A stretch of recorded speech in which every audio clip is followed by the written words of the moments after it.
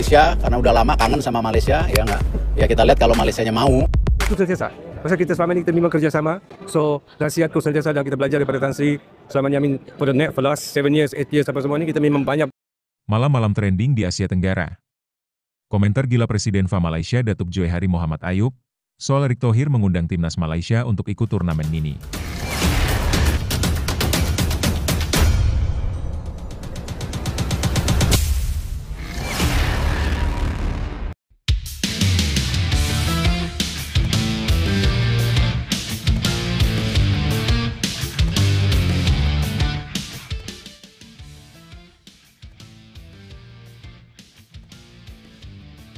Malam-malam trending di Asia Tenggara. Komentar gila Presiden FAM Malaysia Datuk Johari Muhammad Ayub soal Erick Thohir mengundang timnas Malaysia untuk ikut turnamen mini. Malaysia bukan level Indonesia dan tidak butuh turnamen mini macam itu. Tapi, Mimin minta tolong tonton video ini sampai selesai agar tidak ada kesalahpahaman yang terjadi. Dan tak bosan-bosan juga, tolong like dan share video ini ke media sosial kalian agar semua orang tahu apa yang sedang terjadi.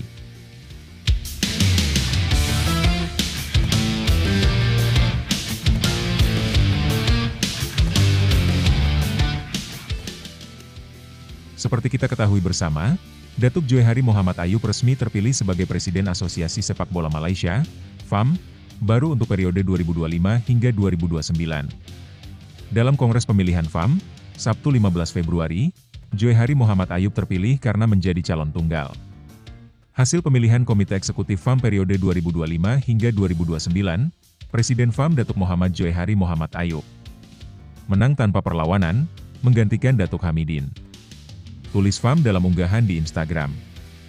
Namun baru saja menjabat, Datuk Johari langsung bikin geger dengan komentarnya yang tak kalah pedas dari sambal terasi saat Erick Thohir, Ketua Umum PSSI, menyatakan keinginannya mengundang timnas Malaysia ke turnamen mini di September 2025.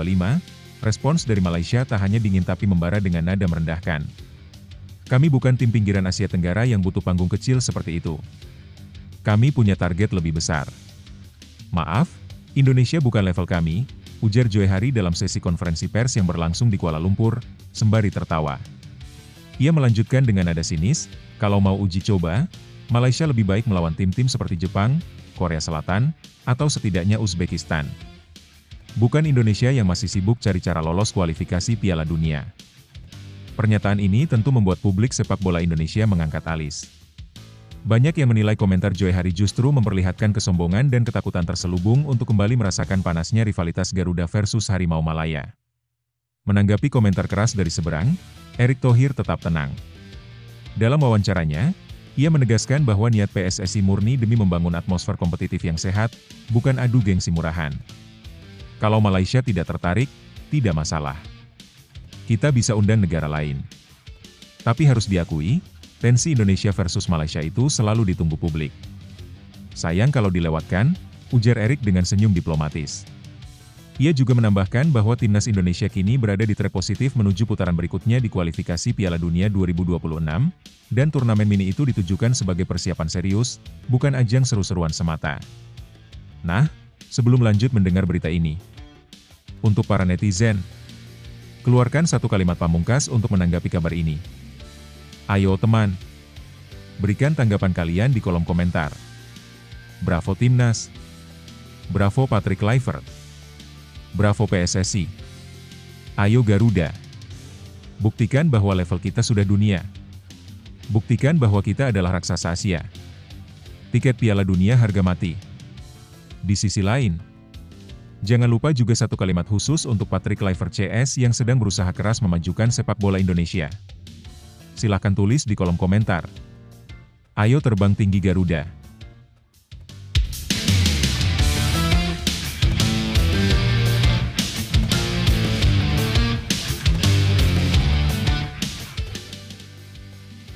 Mari kita lanjut teman-teman. Seperti kita ketahui bersama, Erick Thohir, Ketua Umum PSSI, baru-baru ini menantang Malaysia untuk bertanding melawan timnas Indonesia dalam sebuah turnamen mini yang direncanakan pada September 2025. Hal ini langsung menarik perhatian masyarakat Malaysia karena rivalitas yang sudah lama terjalin antara kedua negara. Dikutip dari beberapa sumber, PSSI berencana mengadakan turnamen mini pada bulan September 2025. Timnas Indonesia dijadwalkan akan berhadapan dengan Malaysia dan Lebanon. Meskipun demikian, pelaksanaan turnamen tersebut masih tergantung pada hasil kualifikasi Piala Dunia 2026 yang diikuti Timnas Indonesia. Tim Garuda kini berada di ambang lolos ke babak selanjutnya, yang akan berlangsung pada Oktober 2025. Ketua Umum PSSI, Erick Thohir, menyatakan bahwa ia rindu dengan atmosfer pertandingan Timnas Indonesia melawan Malaysia yang selalu penuh dengan rivalitas. Untuk itu, ia mengundang Malaysia untuk ikut serta dalam turnamen mini ini. Menurutnya, jika Malaysia tidak ingin bergabung atau merasa tidak siap, PSSI tidak akan memaksakan hal tersebut. Pada bulan September nanti ada slot FIFA Matchday, jadi kita ingin memanfaatkannya dengan mengundang negara-negara seperti Lebanon, Kuwait, atau negara Timur Tengah lainnya. Malaysia juga sedang berbenah, dengan pelatih baru dan sejumlah pemain muda. Kami juga ingin menguji kekuatan mereka, ujar Erick. Namun ternyata, tak semua orang di Malaysia setuju dengan ajakan tersebut. Beberapa netizen Malaysia menunjukkan ketidaktertarikan mereka terhadap rencana pertandingan tersebut. Mereka merasa bahwa level permainan Timnas Indonesia masih jauh di bawah Timnas Malaysia. Seorang pengguna media sosial menulis, "Maaf, tim nasional kami tidak selevel dengan tim nasional Indonesia, Pak Erick." Komentar serupa juga datang dari pengguna lainnya, yang menyebutkan bahwa Harimau Malaya tak perlu berpartisipasi dalam turnamen semacam itu. Pertandingan ini pun mendapat banyak perhatian, mengingat kedua tim sudah lama tidak bertemu di lapangan hijau, dan rivalitas antara Indonesia dan Malaysia selalu menarik untuk disaksikan.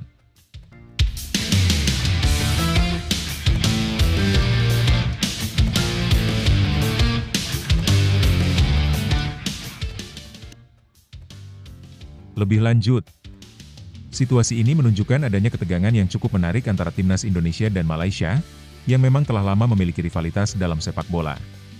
Tantangan dari Erick Thohir kepada Malaysia untuk bertanding dalam sebuah turnamen mini tentu saja menciptakan berbagai reaksi, baik dari masyarakat Indonesia maupun Malaysia.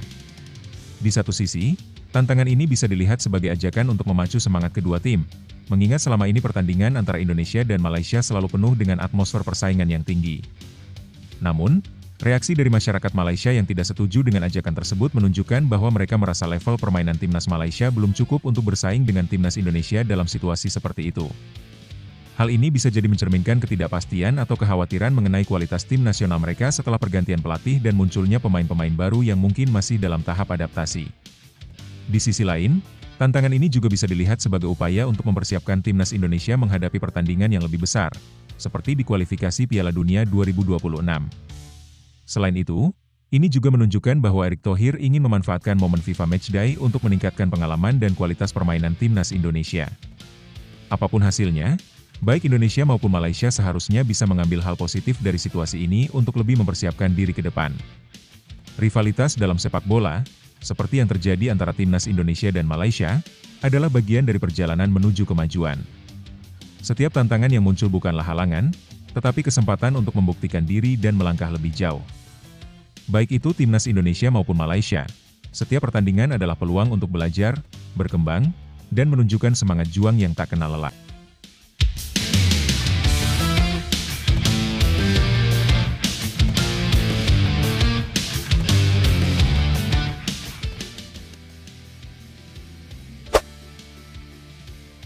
Media Jepang soroti naturalisasi Timnas Indonesia, belum cukup untuk saingi Jepang. Media olahraga asal Jepang, Soccer Digest Web, mengangkat isu naturalisasi pemain yang sedang gencar dilakukan oleh beberapa negara Asia, termasuk Indonesia dan Cina. Sorotan ini muncul menjelang pertemuan antara Jepang dan Indonesia dalam babak ketiga kualifikasi Piala Dunia 2026. Berbeda dengan Indonesia dan Cina yang aktif menambah kekuatan timnas lewat jalur naturalisasi, Jepang sudah lama meninggalkan praktik ini. Negara matahari terbit ini memilih fokus pada pengembangan pemain lokal sejak awal 1990-an melalui investasi besar di pembinaan usia dini. Hasilnya, saat ini banyak pemain Jepang yang bermain di klub-klub Eropa ternama. Sementara itu, Indonesia diketahui banyak merekrut pemain keturunan dari negara-negara Eropa, khususnya Belanda, karena hubungan sejarah kolonial. Para pemain diaspora ini menjadi bagian penting dari strategi skuad Garuda dalam upaya menembus pentas dunia. Cina punya pendekatan berbeda. Mereka lebih memilih pemain asing yang sudah tampil di liga domestik dan menawari mereka kewarganegaraan untuk memperkuat tim nasional. Soccer Digest Web menyampaikan pandangan kritis terhadap strategi ini. Menurut mereka, selama Indonesia dan Cina masih bergantung pada pemain naturalisasi, kecil kemungkinan kedua negara tersebut bisa menjadi pesaing serius bagi Jepang di level internasional. Selama dua negara ini terus mengandalkan pemain naturalisasi, mereka belum bisa dianggap sebagai ancaman berarti bagi Samurai Biru, tulis media itu. Ditambahkan pula bahwa regulasi FIFA yang ketat juga membuat Jepang kini jarang melakukan naturalisasi pemain asing. Sebagai informasi, Jepang akan menghadapi Indonesia dalam laga terakhir babak ketiga kualifikasi Piala Dunia 2026 pada 10 Juni 2025 mendatang. Lebih lanjut, situasi ini mencerminkan perbedaan pendekatan antara negara-negara Asia dalam membangun kekuatan tim nasional sepak bola mereka. Jepang menyoroti ketergantungan Indonesia dan Cina pada pemain naturalisasi sebagai kelemahan, yang mereka anggap membuat kedua tim sulit menjadi ancaman nyata bagi mereka. Dari perspektif Jepang, keberhasilan mereka saat ini adalah hasil dari investasi jangka panjang di pengembangan pemain lokal sejak usia muda. Hal ini terbukti dengan banyaknya pemain Jepang yang mampu menembus klub-klub top Eropa. Namun, program naturalisasi di Indonesia sebenarnya bukan sekadar strategi jangka pendek untuk menang. Itu juga bagian dari proses percepatan agar timnas bisa lebih kompetitif di level internasional, sambil tetap membangun pembinaan usia muda di dalam negeri. Dalam konteks ini, naturalisasi bisa dilihat sebagai jembatan untuk menutupi ketertinggalan teknis dan fisik, sekaligus inspirasi bagi talenta lokal. Pandangan Jepang sah saja, namun tidak sepenuhnya menggambarkan realitas dan tujuan dari naturalisasi di Indonesia. Selama proses pembinaan lokal terus berjalan beriringan, kehadiran pemain naturalisasi justru bisa membantu mempercepat perkembangan sepak bola nasional. Jangan minder karena komentar negara lain, setiap bangsa punya jalan masing-masing menuju prestasi. Jepang mungkin sudah jauh di depan, tapi Indonesia juga sedang melangkah maju dengan cara kita sendiri. Pemain naturalisasi bukan kelemahan, tapi bagian dari strategi untuk tumbuh lebih cepat. Yang terpenting, kita terus membangun fondasi kuat lewat pembinaan usia muda, kerja keras, dan semangat pantang menyerah. Ingat, tim besar tidak lahir dalam semalam. Asal kita terus belajar, berani bermimpi, dan tidak takut dikritik, hari di mana Indonesia disegani di kancah dunia bukan mustahil, itu hanya soal waktu. Tetap semangat, Garuda! 4 pilar timnas Indonesia terancam absen lawan Cina, Kluivert harus putar otak. Jelang laga krusial melawan Cina dalam lanjutan grup C babak ketiga kualifikasi Piala Dunia 2026 zona Asia, timnas Indonesia menghadapi tantangan besar. Pelatih kepala Patrick Kluivert kemungkinan besar tidak dapat menurunkan 4 pemain pentingnya. Pertandingan yang akan digelar di Stadion Utama Gelora Bung Karno, SUGBK, Jakarta, pada 5 Juni 2025 mendatang, bisa berlangsung tanpa kehadiran Marcelino Ferdinand, Martin Paes, Kevin Dix, dan Dean James. 2 absen karena akumulasi, 2 cedera. Marcelino dan Martin harus menepi karena akumulasi kartu kuning. Marcelino mengantongi 2 kartu kuning dari laga melawan Bahrain, baik saat bermain di kandang maupun tandang. Sementara Martin mendapat kartu kuning saat menghadapi Arab Saudi dan Bahrain. Berdasarkan aturan FIFA, keduanya dipastikan tak bisa diturunkan di laga berikutnya. Sementara itu, Kevin Dix mengalami cedera paha saat memperkuat FC Copenhagen melawan Brøndby pada 13 April 2025. Ia diperkirakan harus menepi hingga akhir musim. Cedera serupa menimpa Dean James, yang menderita cedera hamstring saat bermain untuk Go Ahead Eagles. Meski sudah mulai kembali berlatih, kondisi Dean belum sepenuhnya pulih. Meski 4 nama besar tak bisa bermain, Patrick Kluivert diyakini tetap memiliki opsi pemain lain dengan kualitas mumpuni. Rotasi pemain dan strategi yang matang akan menjadi kunci untuk mengatasi absennya pilar-pilar tersebut. Setelah menjamu Cina, timnas Indonesia masih akan menghadapi tantangan berat lainnya yakni melawan Jepang di Suita Stadium, Jepang, pada 10 Juni 2025. Hasil dari 2 laga ini akan sangat menentukan langkah Garuda menuju putaran selanjutnya. Lebih lanjut, situasi ini memang cukup menantang bagi timnas Indonesia, terutama dengan absennya 4 pemain kunci. Kehilangan Marcelino Ferdinand dan Martin Paes yang terhambat oleh akumulasi kartu kuning tentunya akan mempengaruhi lini tengah dan pertahanan tim. Sementara itu, cedera yang dialami Kevin Dix dan Dean James juga menjadi kerugian besar, karena kedua pemain tersebut merupakan elemen penting dalam skuad. Kevin, khususnya, dengan cedera paha yang cukup serius, jelas akan mempengaruhi sektor pertahanan. Namun, meski menghadapi kerugian besar, Kluivert masih memiliki banyak pemain berkualitas lainnya yang bisa diandalkan. Dalam situasi seperti ini, kemampuan pelatih untuk meracik strategi dan memanfaatkan pemain pengganti akan sangat diuji. Laga melawan Cina dan Jepang akan menjadi ujian berat, tapi juga kesempatan bagi pemain lain untuk menunjukkan kualitas mereka. Jika strategi yang tepat diterapkan, Indonesia masih punya peluang untuk mendapatkan hasil positif. Meskipun situasi ini penuh tantangan, ingatlah bahwa setiap rintangan adalah kesempatan untuk menunjukkan seberapa besar tekad dan semangat juang yang dimiliki. Timnas Indonesia memiliki kualitas dan potensi yang luar biasa, dan meskipun tanpa beberapa pemain kunci, setiap pemain yang ada di skuad sekarang punya peluang untuk tampil gemilang. Keberanian, kerja keras, dan kekompakan adalah kunci utama. Kita semua tahu bahwa sepak bola tak hanya soal individu, tetapi tentang kekuatan tim. Ini saat yang tepat bagi pemain lain untuk menunjukkan kemampuan mereka dan memberi yang terbaik untuk tanah air. Terus berjuang, raih kemenangan dengan hati yang penuh semangat, karena setiap pertandingan adalah kesempatan untuk mencatatkan sejarah baru.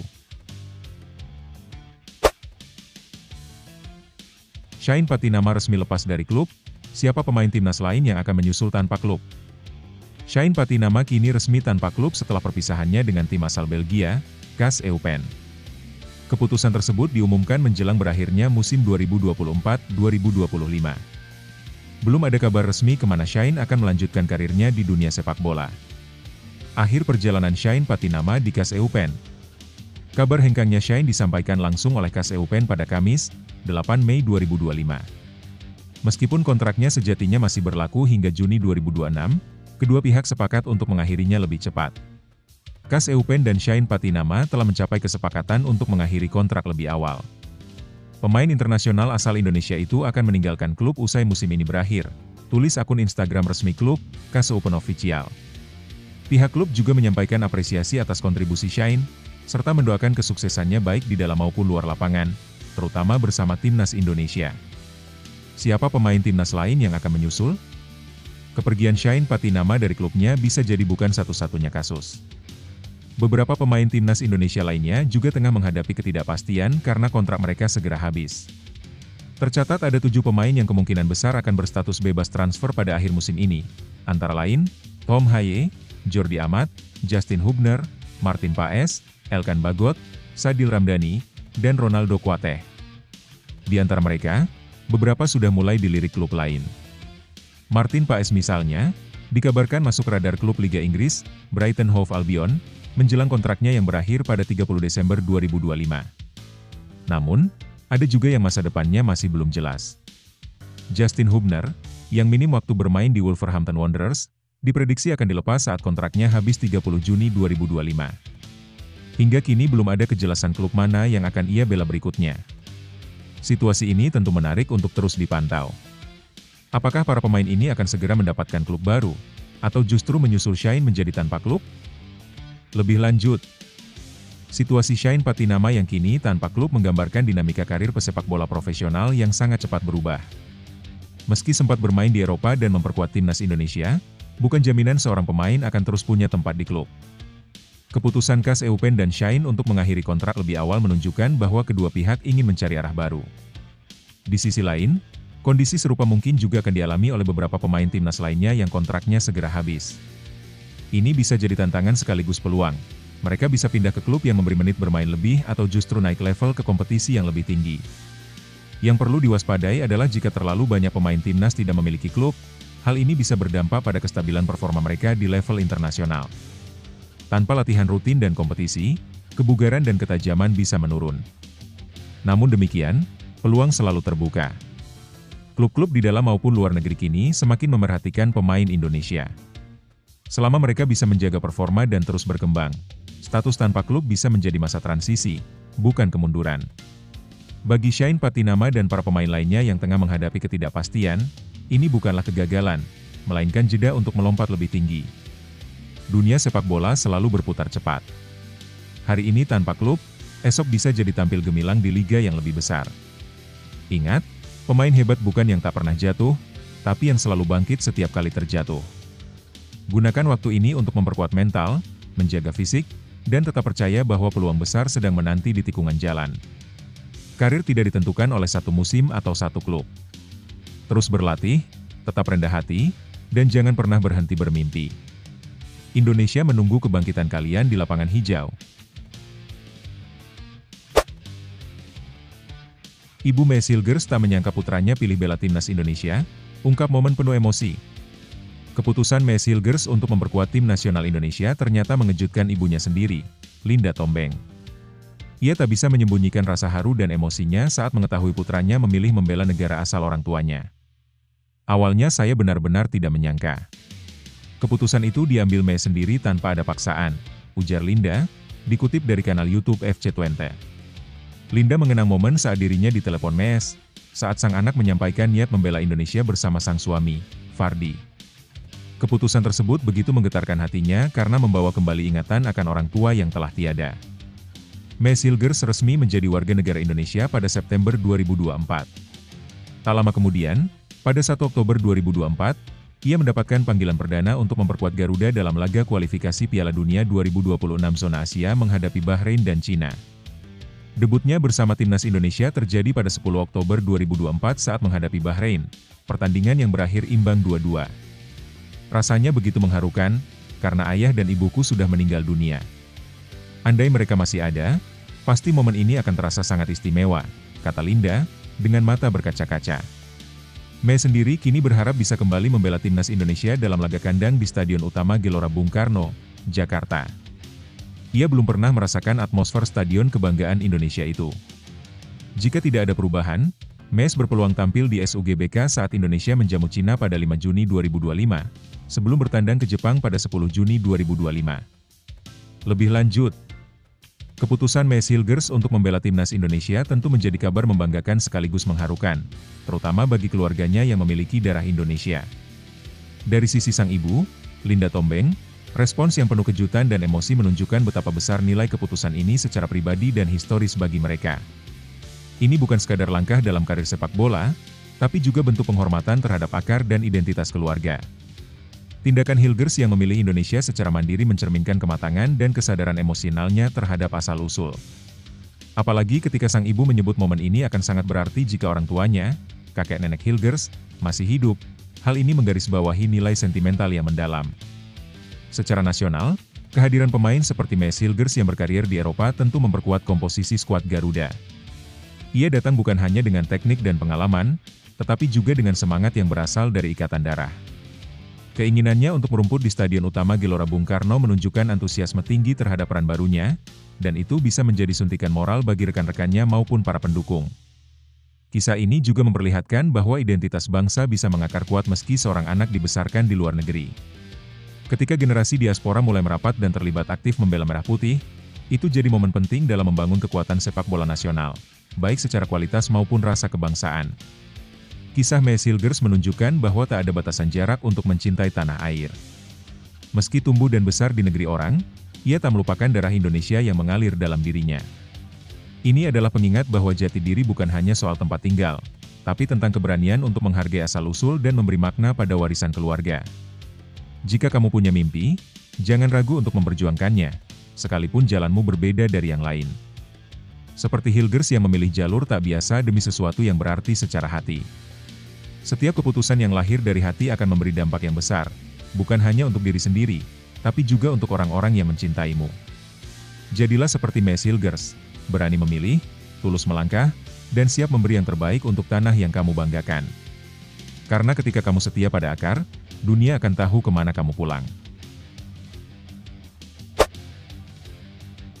Janji Zahabi Goli untuk membawa timnas Indonesia U17 berjaya di Piala Dunia U17 2025.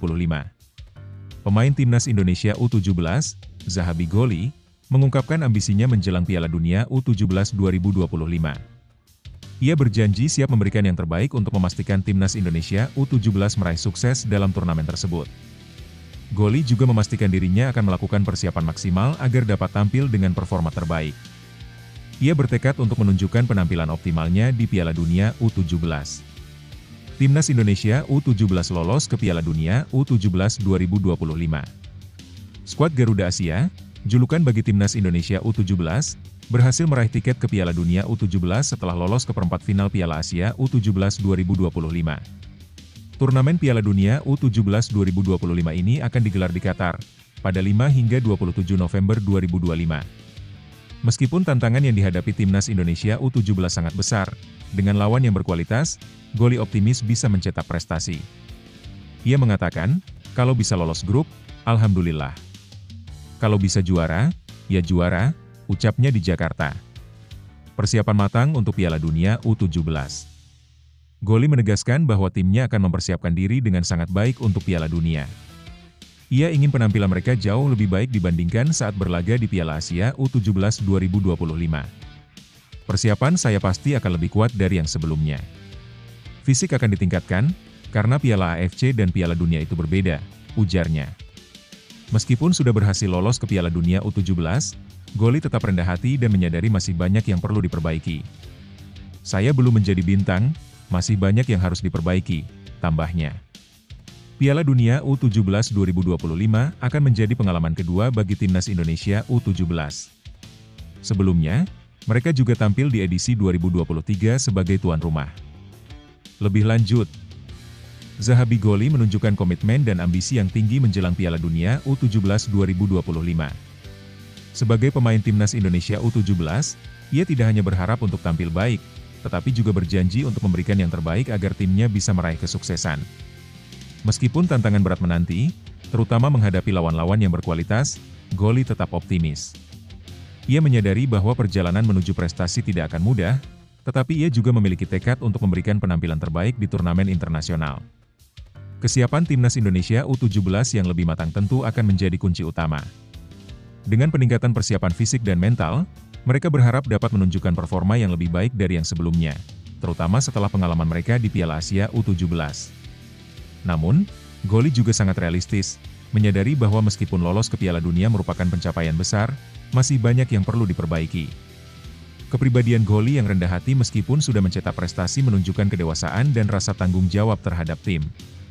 Hal ini memberi harapan bahwa ia dan rekan-rekannya dapat terus berkembang dan menghadapi tantangan dengan semangat yang tinggi. Piala Dunia U17 2025 pun menjadi ajang penting untuk membuktikan diri dan mengukir sejarah baru bagi sepak bola Indonesia. Teruslah berusaha dengan penuh keyakinan, karena setiap langkah yang kita ambil, sekecil apapun, membawa kita lebih dekat menuju tujuan besar. Jangan takut menghadapi tantangan, karena setiap rintangan adalah kesempatan untuk belajar dan tumbuh lebih kuat. Ketika kita jatuh, itu bukan akhir dari perjalanan, tapi awal dari kebangkitan yang lebih baik. Jadikan setiap kekalahan sebagai pelajaran, dan setiap kemenangan sebagai bukti dari kerja keras yang tak kenal lelah.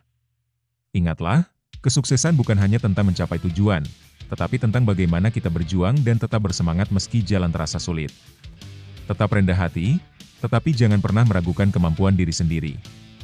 Setiap usaha yang tulus akan membuahkan hasil, dan di balik setiap tantangan, ada peluang untuk bersinar lebih terang. Jadi, terus maju, dan jadikan perjalanan ini sebagai cerita yang akan dikenang selamanya.